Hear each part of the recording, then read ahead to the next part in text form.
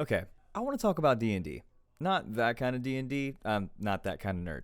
Okay, I might be that kind of nerd a little bit. Baldur's Gate 3 has consumed my life. Karlach is the GOAT, but no, we're not talking about Dungeons and Dragons. I'm talking about Delicious in Dungeon, which both entertains and frustrates me. I mean, who could blame me? These monsters are looking delicious. All right. Let's get into the meat and the potatoes of the show.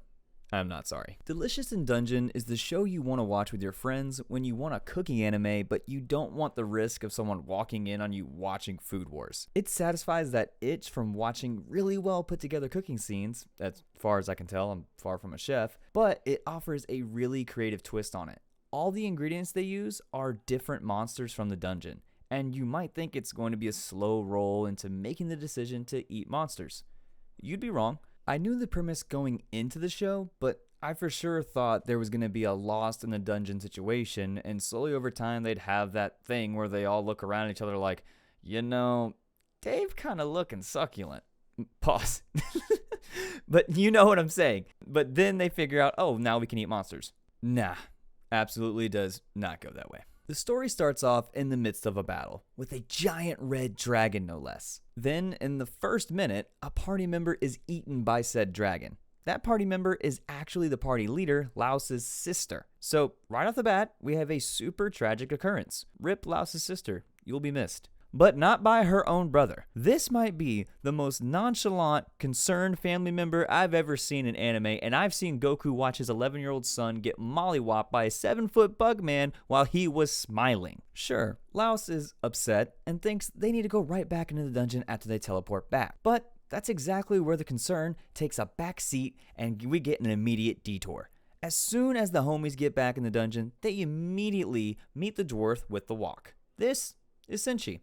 If it doesn't have to deal with cooking monsters in a dungeon, Senshi does not care about it. All good though, because the party came back in the dungeon so quickly they didn't even have time to stop for food. So this guy is really the perfect person to run into. Now, like I said before, we have zero build up to monster eating. This show knows what it's about, just like the freaky people watching it, and it's time to get to it right out of the gate. Okay, I'm going to be very honest here. It's been like 2 months since I started writing this. Actually, I'll be even more honest while reading the script. It's been like 4 months since I actually wrote that too, so like life has been crazy. Anyway, details are hazy, but like I was saying, party meets Senshi, Laos is hungry and starts looking at moths or something and is like, I wonder if we can eat things in the dungeon, cause dude has a full-on fetish for monsters and consuming them. Senshi steps in and is like, oh yeah dude, for sure, here's a dried slime I have, let's make noodles. When some of the first words from a person you meet are, let's make slime noodles, avoid that person like you get paid to do it. Does Laos heed this crimson red flag? No.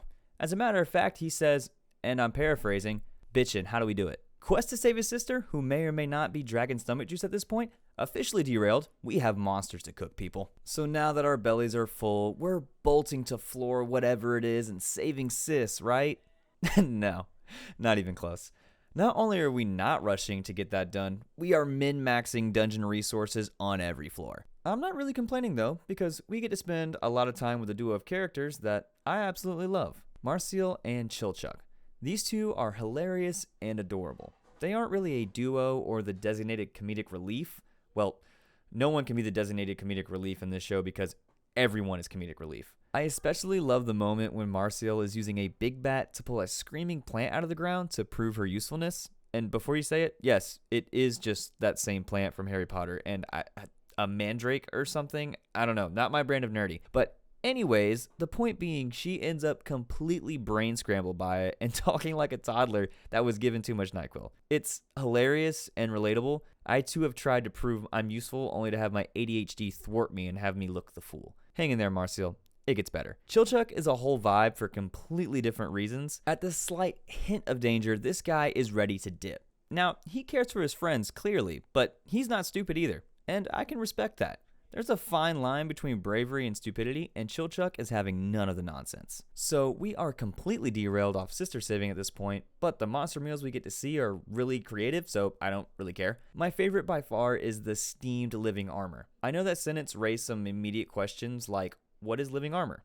Well, that's self-explanatory, really, but the more important question is, how in Gojo's name do you eat armor? So the trope of there being moving sets of armor is used here, but the trope of them being possessed isn't.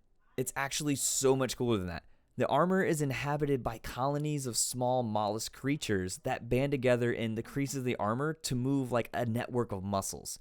Which, saying that out loud, that's so sick. It's such a cool way to play out that age-old haunted armor trope, and it gives a way for the characters to cook it, of course, and eat them like clams. I mean, really, no matter what, you can always count on humanity to figure out how to eat something they are absolutely not supposed to.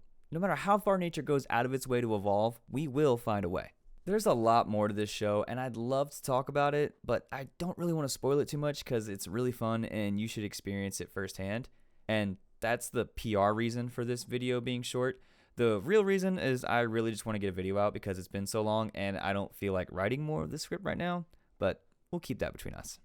Subscribe or I'm sliming your noodle.